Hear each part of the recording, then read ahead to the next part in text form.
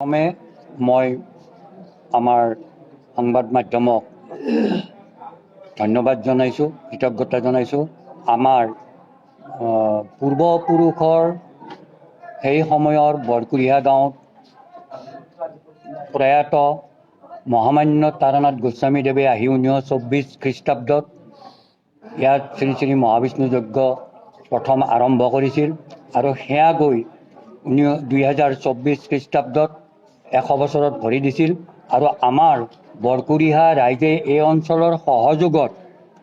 সম্পূৰ্ণভাৱে এখন শতবাৰ্ষিকী আৰম্ভণি পৰ্ব ইয়াত সমাৰোহ হিচাপে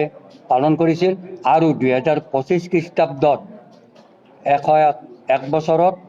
আমি সেই সমাৰোহ বৰ্ষজোৰা পালন কৰি সম্পূৰ্ণ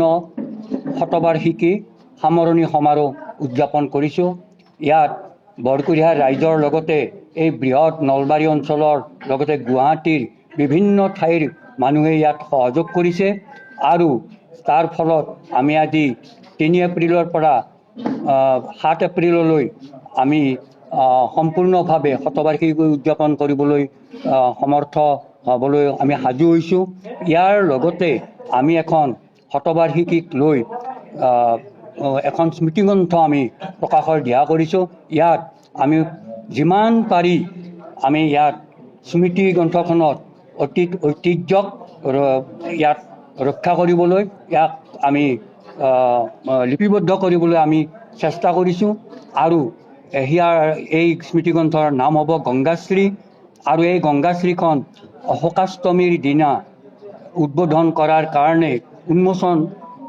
কৰাৰ কাৰণে আমি অসমৰ প্ৰখ্যাত কবি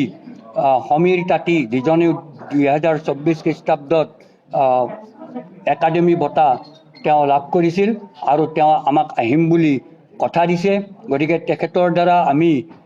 সেই গ্ৰন্থখন উন্মোচন কৰিম আৰু লগতে আমি এই শতবাৰ্ষিকীত বৰকুঢ়িয়া গাঁৱৰ